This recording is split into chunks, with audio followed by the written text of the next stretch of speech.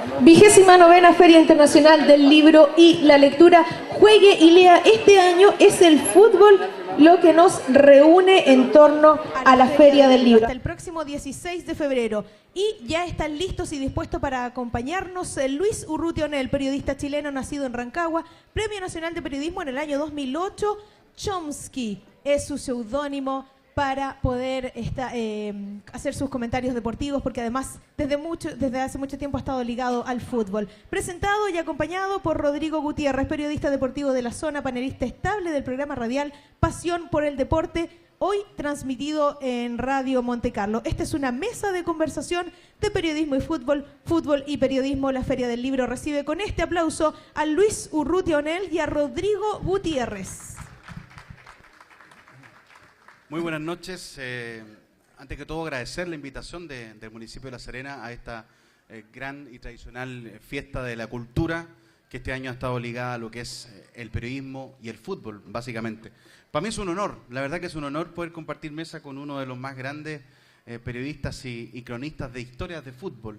Un hombre que a través de su trabajo en diarios tan connotados como La Tercera, con la historia que ha tenido desde su formación en la Universidad de Chile, además que es rancagüino y tiene un plus extra esa situación.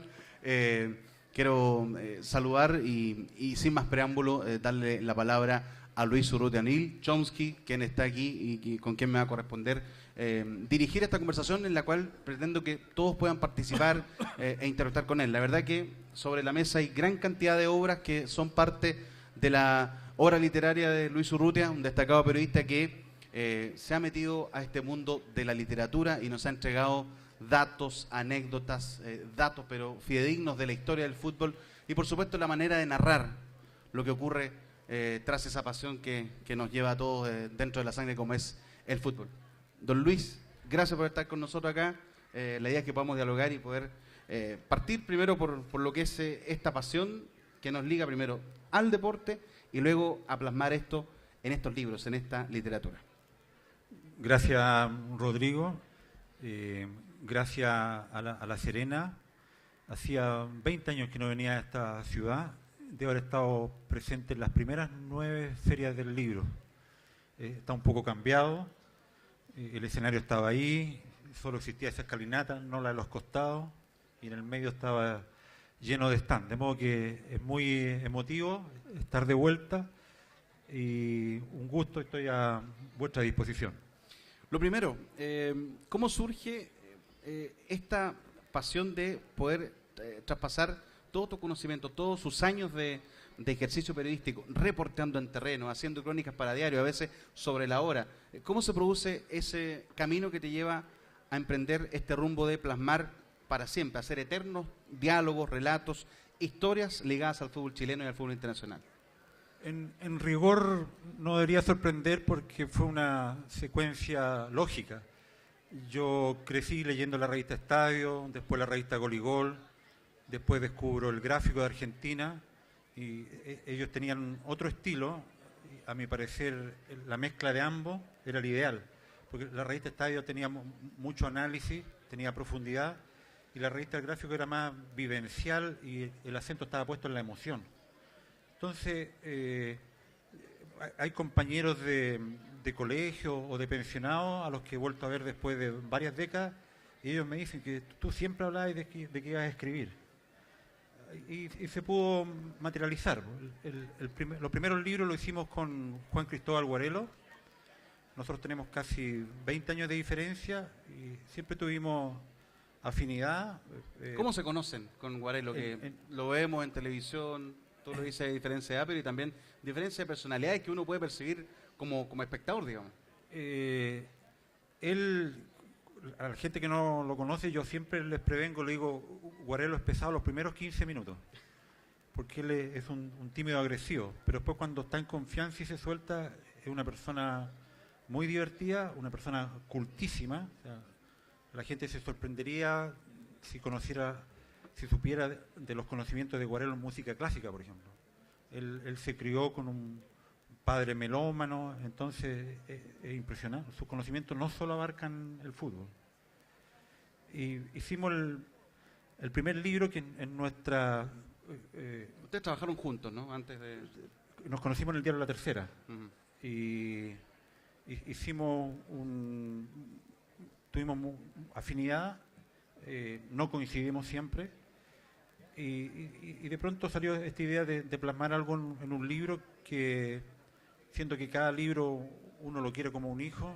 Uno de los regalones es el primero, porque ese mismo, el primero tiene el gran mérito de que terminó con el mito editorial de que el fútbol no vendía. Ese libro tiene 6 ediciones, estuvo 7 semanas en el primer lugar de ranking de venta, y después del éxito de ese libro han salido más de 100 libros de fútbol en Chile.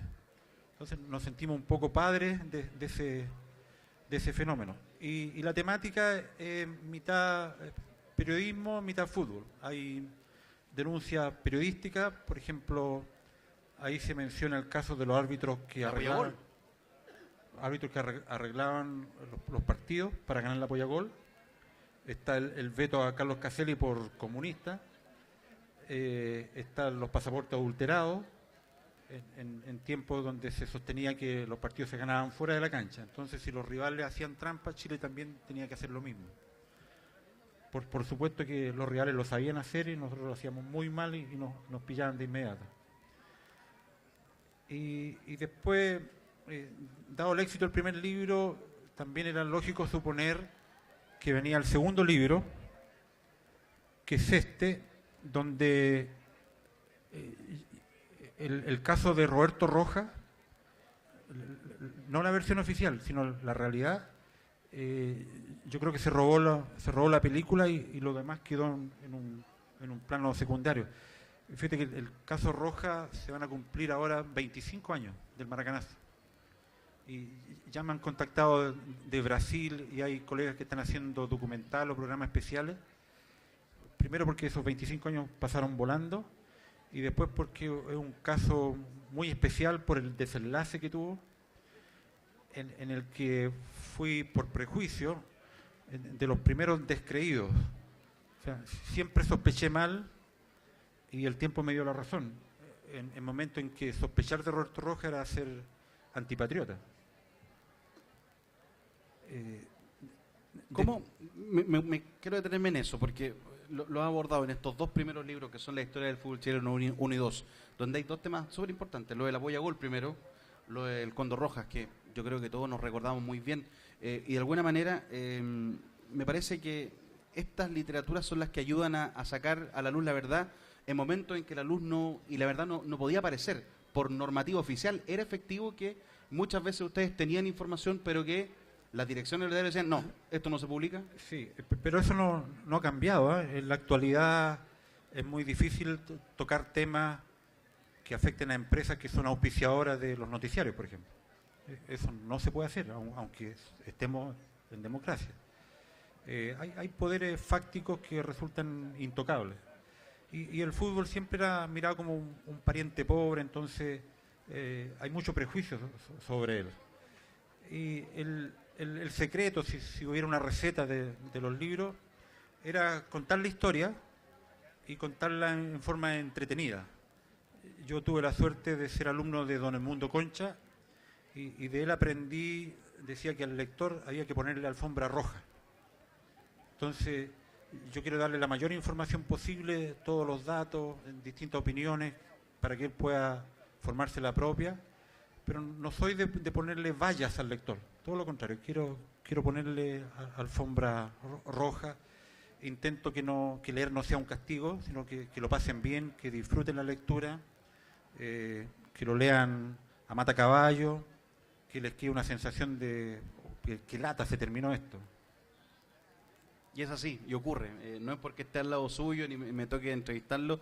Yo leo gran cantidad de los libros y la verdad que la narrativa que utiliza Luis Urrutia es prácticamente una extensión del suplemento del día domingo, que tiene una gran profundidad. Evidentemente que la narración, y yo creo que yo no sé si estaré haciendo ostentación de algo que no es, pero me parece que los periodistas deportivos tienen de alguna manera una mayor facilidad de abarcar diversos temas, diversas temáticas. El relato fluido de un hecho se le hace mucho más fácil a un periodista deportivo que a otros seguramente. Lo digo por la facilidad de incorporar una anécdota, Lo digo por la facilidad y el manejo de datos que uno acumula partido a partido, por las vivencias, por las anécdotas que involucran al fútbol, porque me imagino que en cada equipo, en cada club que te ha tocado reportear, en cada partido que te ha tocado reportear a lo largo de la historia, siempre surgen anécdotas que el periodista va, las anota y después las puede profundizar, como ha ocurrido en gran parte de tu obra literaria. Sí, el deporte es un campo fértil para la descripción de hazaña, en algunos casos épica, en otros casos dolor, tiene grandeza, tiene miseria. Entonces, y además el periodista se forma opinando. O sea, muy pronto en deporte uno ya tiene que opinar. Y eso permite que hay muchos periodistas que se pueden desempeñar en otra área con la misma eficiencia. En cambio, periodistas de otras ramas es difícil que incursionen con profundidad, con análisis en el deporte. ¿Te parece que sigamos avanzando en la cronología? Partimos con las historias de fútbol 1 y 2. ¿Qué vino después? ¿Cuál fue el siguiente desafío? Siempre en dupla con Guarelo. Claro, hasta ahí estábamos. El 1 y el 2 era más o menos lógico. O sea, dado el éxito del primero. Entonces, cuando todos suponían que venía Historias Secretas 3, nosotros hicimos un quiebre con el anecdotario, el Calipso, anecdotario del fútbol chileno 1, que era todo el material que utilizábamos en las investigaciones y que nos distraía la historia principal. O sea, todos los apuntes de servilleta se dejó en este libro que en la presentación Guarelo dijo, no, si este libro se puede leer en el baño. Y se puede leer por la parte que ustedes quieran empezar, no tienen que seguir el orden de las páginas. Y ese libro y después su segunda versión tuvo mucho éxito en el público femenino. Yo creo que el público que más disfrutó la anécdota, hasta hoy me encuentro con mujeres que han leído uno o los dos y cuentan una talla que aparece ahí. ¿Cómo surge esa recopilación de anécdotas? Y si nos puedes compartir alguna, porque la idea es que también la gente y el público los pueda leer o se recuerde muy bien de alguna anécdota en particular. ¿Cómo surge esa recopilación? Los dos teníamos en común una predilección por coleccionar joyitas. Entonces se iban acumulando. Por ejemplo, lo primero que se me ocurre acá, está en este libro, era una anécdota de Marcelo Bielsa. Lo conocí cuando recién era campeón con Newell's. Lo invitamos a almorzar con un colega, con Danilo Díaz. Nos costó un dineral porque el loco saqueó la mesa de los postres y nos dejó en paz al pobre garzón. Indicaciones para allá, para acá, que la aceituna... Y en ese tiempo él no tenía lo que después lo dominó, esa cierta paranoia. Entonces, una vez él estaba en México ya y me llamó a la casa a las 2 de la mañana. Y yo estaba de turno en el diario y despertó a mi señora y le empieza a dar una serie de indicaciones. Y mi señora apenas intentaba despertar ahí y el loco dándole indicaciones y al final le dice... Repítame el mensaje. Ese era el loco. Eso grafica como es de persona, sí, como es de esquematizado. Por ejemplo, en la anécdota una de las más celebradas en el 1 tiene que ver con Bernardo Gallardo, jugador de O'Higgins. Él era de Laguna de Aculeo. Y cuando era juvenil no conocía a Santiago. Entonces siempre hablaba con otros compañeros de viajar a conocer la capital. Y le avisaron a todo el pueblo que ya que tomaban el tren iban a conocer la capital. Y muy pronto estuvieron de regreso en Aculeo. Entonces todos le dicen, ¿pero qué pasó? Y era que cuando descienden en la estación central, por ir mirando todo, no advirtieron que la gente tomaba un pasillo para salir. Y llegan de frente a la reja central y estaba con cadena y candado. Entonces dijeron, no, que Santiago estaba cerrado. Anécdota verídica que ocurrió a estos jugadores de O'Higgins que viajaron a Santiago y que se encontraron, claro, la entrada lateral de la estación central que es tan conocida. El anecdotario da para mucho, me imagino que la misma gente del fútbol te va nutriendo también de ese material, porque sabido es que hay jugadores que tienen su cuento, por ejemplo, me recuerdo de Higgins al Pancho Cueva, que tiene, pero te inventa miles de historias. El Pancho Cueva y el Coto Acevedo figuran con varias anécdotas. Después algunos protagonistas la empiezan a adornar. Hace poco vi a René Valenzuela en un programa del Canal del Fútbol, y una anécdota que contó en Temuco no es exactamente como la contó él. Él jugaba en Universidad Católica y se presentó el domingo en Deportes Temuco, y en Temuco jugaba Pancho Cueva, que era su compadre, habían sido compañeros en Deportes Concepción. Entonces le pide al entrenador, que era Andrés Prieto, le pide permiso y le dice que yo tengo una hermana que vive en Temuco, y Andrés Prieto le dice, ok, pero usted el martes se presenta a las 9 en Santa Rosa Las Condes. Sí, don Andrés, yo el martes estoy allá. Vino a reaparecer el viernes, y cuando llega René Valenzuela le dice, don Andrés, y don Andrés está indignado, le dice, no me diga nada, explíquele al plantel.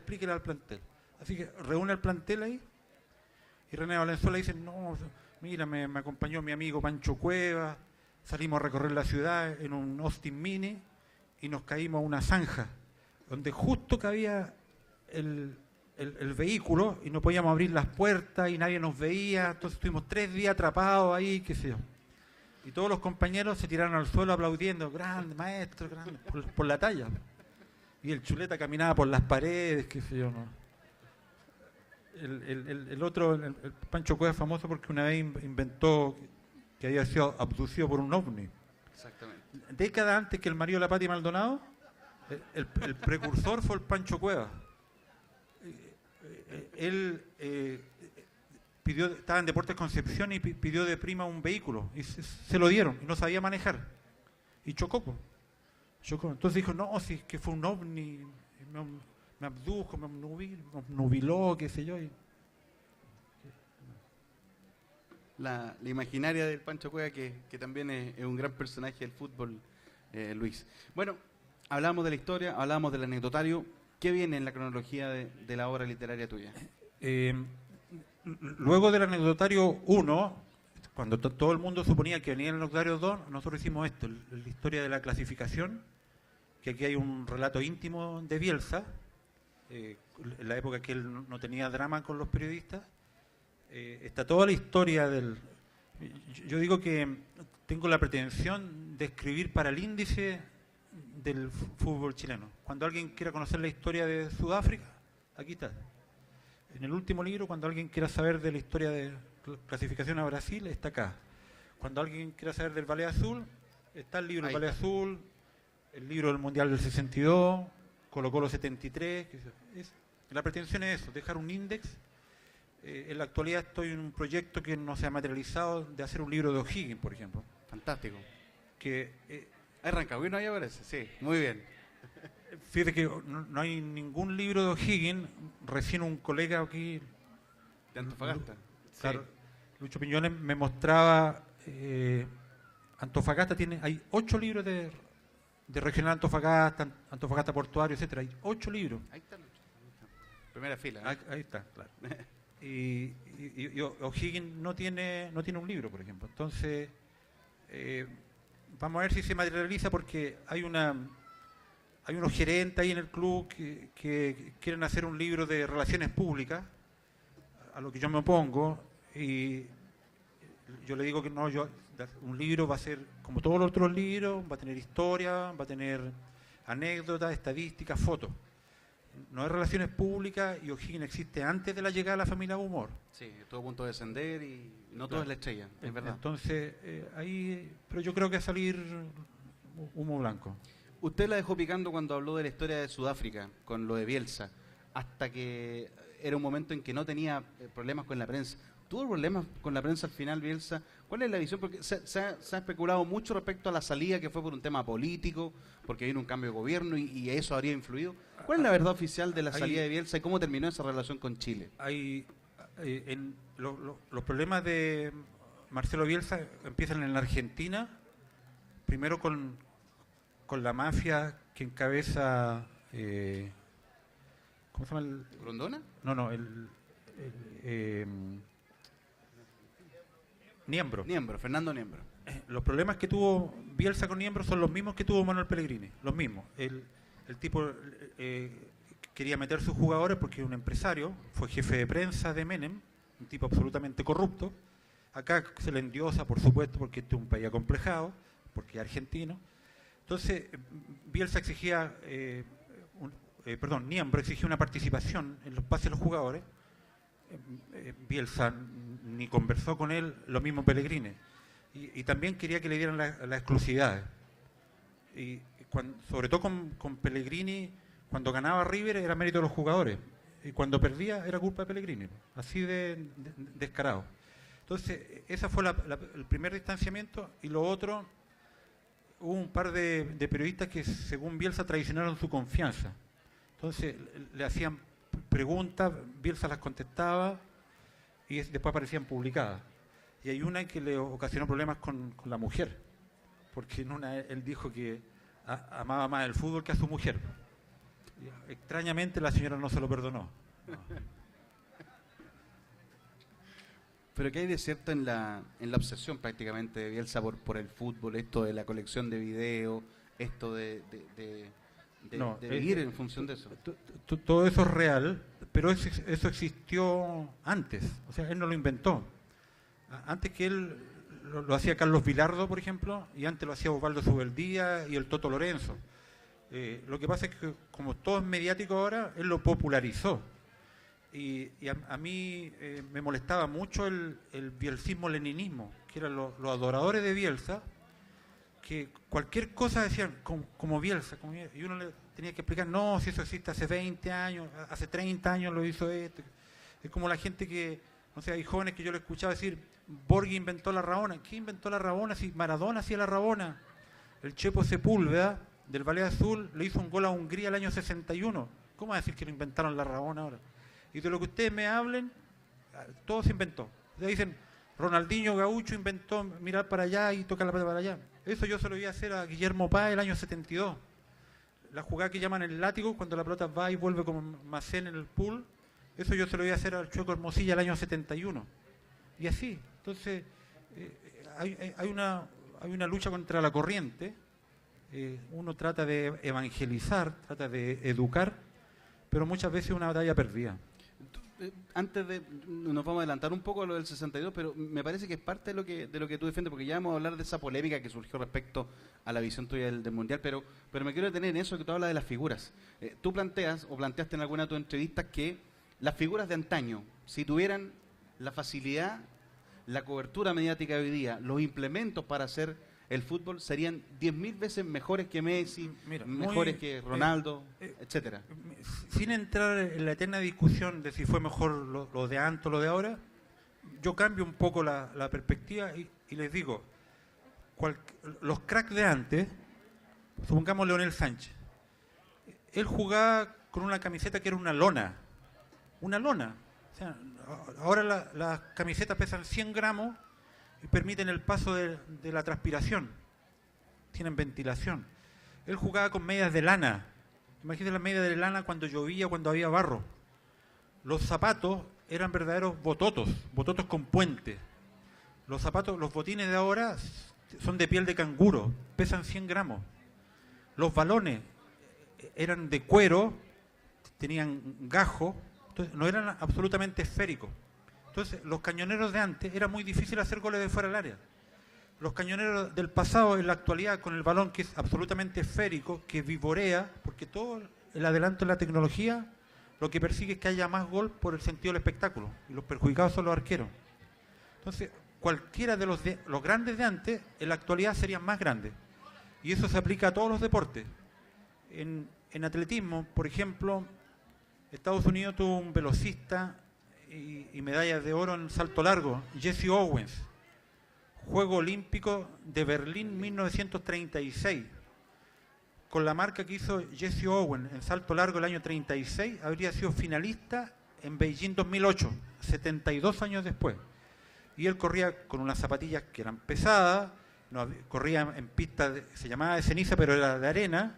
Imagínese con recortán, imagínese la alimentación, la máquina universal de entrenamiento. O sea, no tengo ninguna duda que los de antes habrían sido más grandes en la actualidad. importante y documentada la visión que plantea respecto a esa temática. Bueno, nos quedamos en la cronología de la literatura tuya, Sudáfrica 2010, y luego surgen más publicaciones, la selección chilena y los equipos más importantes, entre comillas, los que van publicados. Después de Sudáfrica vino el Anecdotario 2, ¿sí? y hasta ahí llegó la colaboración con el joven Guarelo, porque él empezó a pololear. Entonces, toda la energía que antes destinaba a escribir ya desapareció. Para más remate, esa polola, que ya no es titular, le regaló una perra, la Martina, una perra labradora. Y Guarelo se volvió loco con los perros, tuvo cachorros, problemas con el veterinario, operaciones, pendiente del alimento, y en la actualidad tiene cuatro animales, lo que lo ha humanizado bastante. Bueno, sigamos con la cronología. Ya, hasta aquí llegó la colaboración con el joven Guarelo, y en el primer libro hay 3 capítulos, el del Mundial del 62, Colo-Colo 73 y el Ballet Azul, que en su momento yo dije que cada uno de esos capítulos daba para un libro aparte. Claro. Entonces ahí se materializó, po. Está el libro del Mundial, después vino el de Colo-Colo 73, que ha merecido publicaciones en Alemania, en España, en Estados Unidos, México, Brasil, Argentina y Uruguay. Y el Ballet Azul también, porque estos 3 libros son generacionales y cubre un espectro. Hay mucha gente que lo compra por el papá. Dice, no, mi papá hablaba de esto, qué sé yo, o se lo va a regalar a mi abuelo. Cruza un espectro.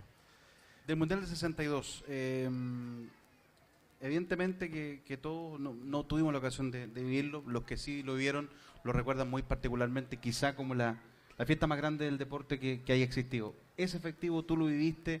¿Qué quisiste plasmar en esa obra que se titula Toma la meta y te remata? Sí, la historia del Mundial de Chile en realidad da para hacer una película. De partida, el país tenía un presidente al que no le gustaba el fútbol, que era Jorge Alessandri Rodríguez. Entonces, él había ofrecido una colaboración entre dientes. Cuando viene el terremoto y maremoto del sur, el mayor que registra la historia, 60. No había fondos fiscales para hacer un mundial. Se habían considerado 10 ciudades para elegir 8 sedes. Y como no había recursos, porque todos los recursos estaban destinados a la reconstrucción, los dirigentes del fútbol ofrecen una opción distinta, reducir a 4 sedes y solo las que se pudieran autofinanciar. Entonces, la de Arica la costeó la Junta de Adelanto Local, la de Viña del Mar la municipalidad a través del casino, la de Rancagua la Braden Cooper Company, y la de Santiago se cobró 10 escudos más por cada entrada del estadio. Y con eso se redujeron costos y se pudo financiar el estadio, que el Mundial, que significó un gran adelanto de toda índole. O sea, se remodeló, por ejemplo, toda la avenida Mata, con bandejones de áreas verdes, todo. Imagínense, desde el Mundial 62, la siguiente remodelación de la avenida Mata fue recién en el año 87 con ocasión de la avenida del Papa. O sea, las únicas 2 veces que se debe eso al Mundial del 62 y a la avenida del Papa. Hubo muchas obras que el Estadio Nacional antes era más pequeño y tenía un velódromo. Se modernizó. Juan Pinto Durán es fruto del Mundial. El reloj de flores de Viña del Mar es fruto del Mundial. En Rancagua, en la calle Freire, había un zanjón abierto, un canal, que siempre se caían niños detrás de una pelota, sí, o los curaditos. Mi padre cayó una vez en esa zanja, el zanjón, claro. Pero detrás de una pelota, no como curaditos. Salió en la avenida Centenario, en la población Centenario. Cruzó la Alameda por debajo. Ya, entonces eso, pero vivió, sobrevivió por lo menos. Esa obra se hizo gracias al Mundial. Y en ese tiempo, mire, sobre todo la juventud tiene una idea de que los dirigentes del fútbol son todos ladrones. Es probable, no los voy a defender, pero no los que yo conocí. ¿Pero se ha cambiado? Sí, la gente del Mundial del 62 trabajó todo ad honorem. Y hubo varios mecenas que ellos se metieron la plata al bolsillo para apoyar, principalmente los clubes de los dirigentes de los clubes de colonia. Y en el caso de Viña hay un dirigente de Wanderers, don Agustín Prat, que tiene 91 años, está más lúcido que yo, y él pintó personalmente, con la ayuda de unos conscriptos, él pintó los estacionamientos del Estadio Sausalito. ¿Ya? Ahora tiene 91 años, en ese tiempo tenía 41. Entonces había dirigentes que trabajaron desinteresadamente. Y fue una fiesta universal. En ese tiempo solo participaban 16 selecciones, no 32 como ahora, donde el verdadero mundial empieza en la mitad, cuando quedan eliminados. Entonces, concurrir a un mundial era muy difícil porque la exigencia curricular era gigantesca. No se puede comparar el Mundial 62 con Sudáfrica, por ejemplo, y los rivales que le tocaron a Chile en cada instancia.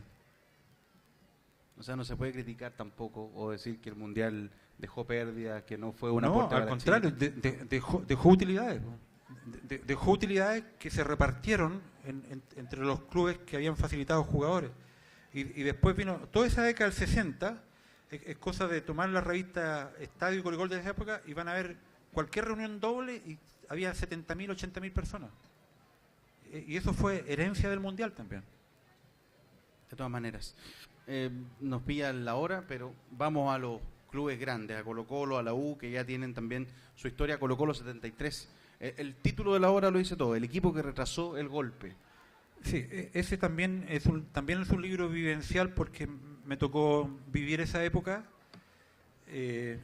Yo estaba en segundo año de la universidad, fui testigo de casi todo lo que aparece aquí, cosas que no he vuelto a ver, como los obreros en la construcción del metro. En la zanja tenían un televisor portátil, Antú, blanco y negro, viendo los partidos Colo-Colo. En el cambio de guardia al Palacio de la Moneda, el Orfeón de Carabineros interpretando el himno de Colo-Colo y los transeúntes uniéndose a él. En el centro de Santiago, antes que el Paseo Ahumada, había 2 cuadras que se llamaban el Boulevard Huérfano. Ese fue el primer paseo céntrico de Santiago. Y bastaba que un hincha empezara a batir palmas, a decir Colo-Colo, Colo-Colo, y se formaba una pequeña procesión que llegaba hasta la primera cuadra de Estado, porque ahí vivía Elson Beirut. Entonces, si Beirut estaba ahí, saludaba por la ventana y se disolvía la concentración. Y mira, hay gente, sobre todo los militantes de partidos marxistas, no les gusta este título. Y hay 2 cosas que yo creo que faltaron así para redondear esto, aunque el contexto está en los prólogos, que hay un prólogo de Juan Cristóbal Guarelo y un epílogo de Julio Salviat. Y cuando el libro ya estaba en prensa, me escribe el hijo de un general de una rama de la Fuerza Armada y me felicita por el título. Dice, impresionante que en una sola frase se refleje toda una época. Eso, si yo hubiese tenido tiempo, lo habría puesto. Y lo otro, que también con el libro ya en imprenta, llegó a mis manos una revista Vea de agosto del 73, donde Álamo confiesa que Allende lo llamaba por teléfono ante los partidos importantes y le decía, Lucho, ojalá que ganen porque eso le da tranquilidad al país, son un factor de unidad. Y en esa época me tocó muchas veces escuchar que decían, mientras Colo-Colo gane, el Chicho está seguro.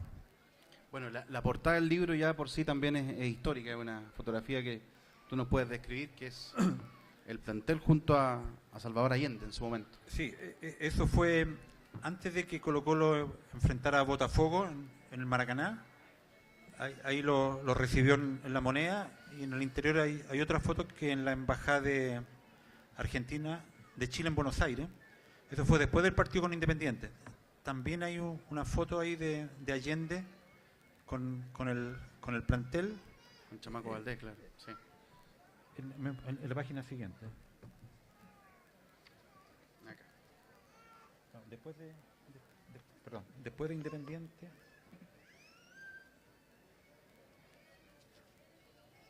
siempre matizando además la literatura con registros históricos, fotográficos de cada una de los relatos que nos entrega, pero claro. Ahí está, ya lo... Es un aquí complemento. está, Sí. aquí está.